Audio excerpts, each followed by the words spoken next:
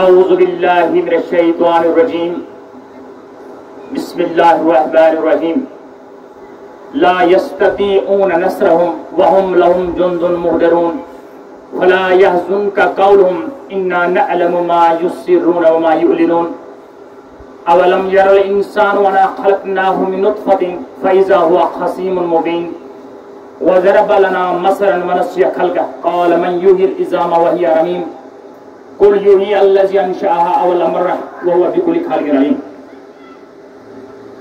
الطہور شطر الایمان صدق اللہ المولانا العظیم۔ محبی و محتشم ذیشان و ذی عزت ہیڈ ماسٹر صاحب جناب سعید ضیاء الرحمان صاحب، مکرمی سعید احسان گیلانی صاحب، مکرمی سعید نعیم گیلانی صاحب،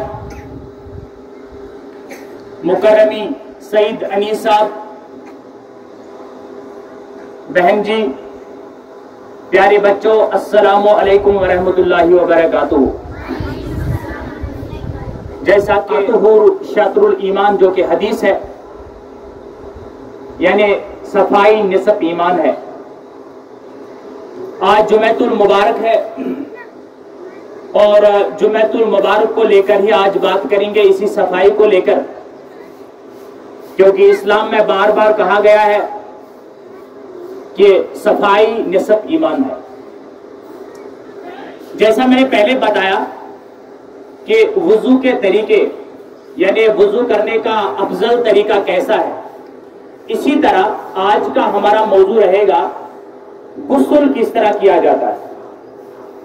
پیارے بچوں، آپ کو معلوم ہے غسل جو ہے یہ اردو لفظ ہے، اور اس کا اگر ہم لغتی معنی ڈھونڈیں تو اس کا مطلب ہے پورے بدن کو جو ہے پانی سے دھونا، پورے جسم کو پانی سے دھونا، یہ غسل کہلاتا ہے۔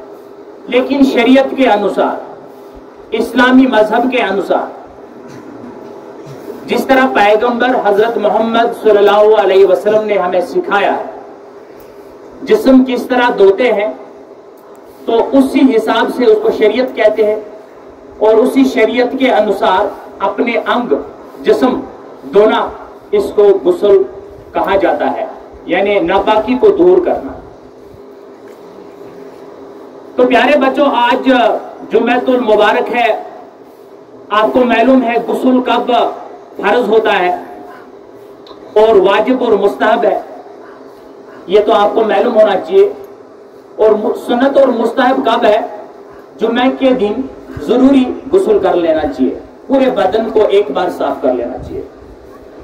عید کی نمازیں ہوں اور اس میں بھی جو ہے افضل ترین جو مستحب ہے ہمیں، یہ غسل ضروری ہے مسلمان کے لیے۔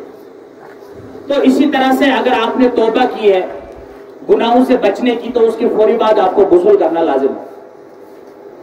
اسی طرح سے اگر احرام باندھتے سمے یا اس سے پہلے، حج کے موقع پہ، ٹھیک ہے، اس پر بھی آپ کو جو ہے جب احرام باندھے اس سے پہلے آپ غسل کرنا مستحب ہے۔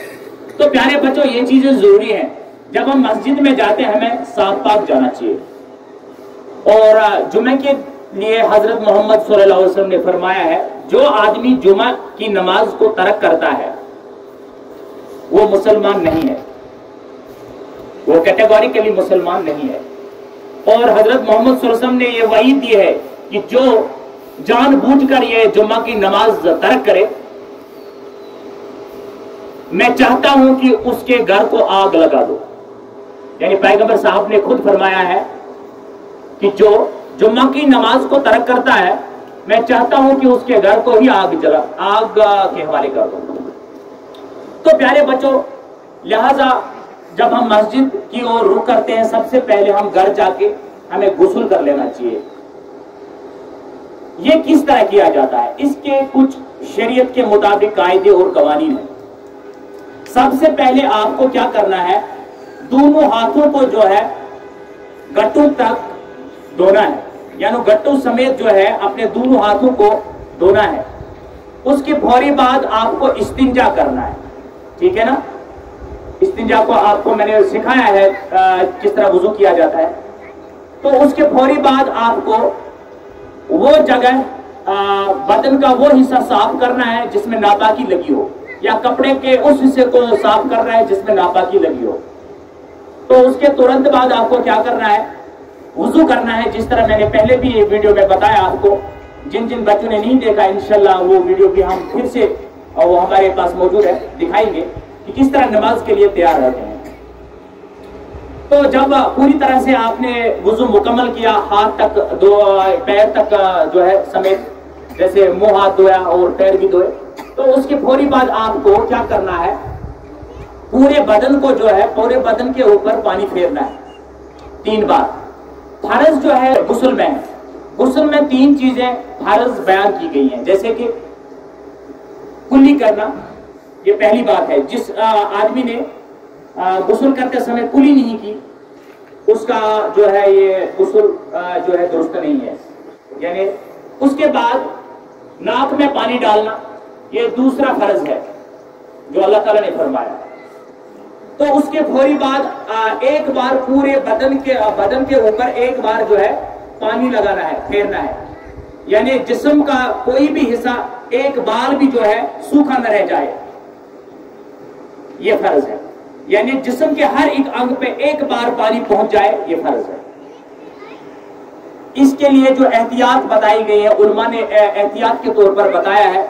जैसे लड़कियों का मामला है, जैसे हमारी बहनों का मामला है, इनके बाल ज्यादा होते हैं, और जिन औरतों के बाल गुंदे हुए हों, बंद हों, उनको खोल देनी चाहिए नहाते समय में, ये चीज करते समय, ठीक है।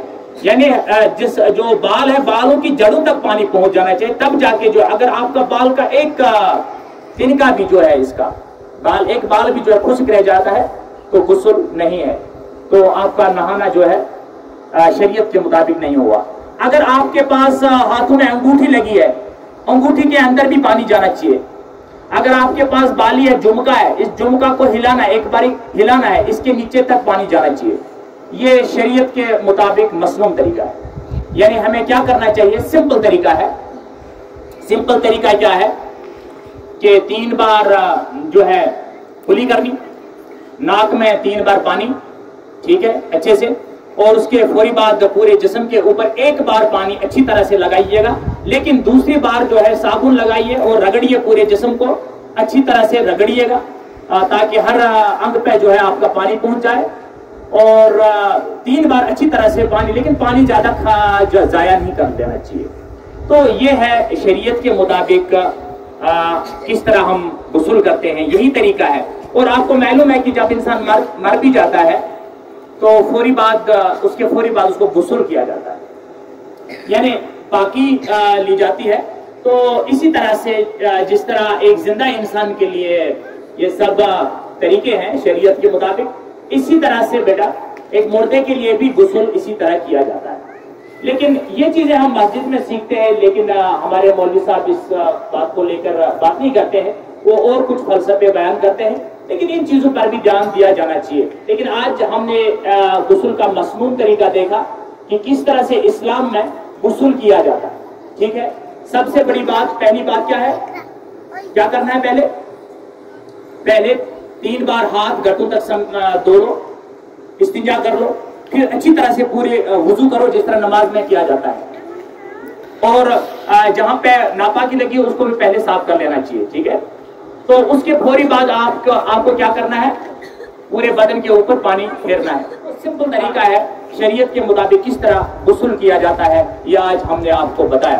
तो इस ज़मन में जब भी हम नहाते हैं, ये चीज का ख्याल रखना चाहिए कि किसी खुली जगह पे जो है ये चीज नहीं करनी चाहिए। लेकिन ये कहा गया है शरीयत के मुताबिक कि पर्दा कर लेना चाहिए, आप वॉशरूम में और बाथरूम में जाके ही गुस्ल करना चाहिए। और जैसे हम देखते हैं देहातों में हमारे जो है भाई नदी नालों पे ऐसे ही बैठते, ये कोई इस्लाम में कोई जायज तरीका नहीं। हाँ, कपड़ा ढक के कपड़ा जो होना चाहिए, कपड़ा पहना के नहा सकता है, लेकिन इस तरह से खुले जो है नदी कट्ठे पर जो है नहा नहीं सकता है। تو हालांकि ये भी कहा गया है शरीयत में, औरत को औरत से भी पर्दा कर लेना चाहिए, यानी गुस्ल करते समय, ये चीज करते समय। तो आज हमने सीखा इस्लाम में किस तरह से नहाते हैं, और मैंने पहले बताया आपको कि किस तरह नमाज के लिए वुजू करते हैं, ये भी मैंने आपको बताया। आज के लिए बस इतना ही। आज की दूसरी जुमा पर इंशाअल्लाह कोई और इस्लामिक टॉपिक आपको समझाने बुझाने की कोशिश करेंगे। तब तक के लिए अस्सलामु अलैकुम व रहमतुल्लाह।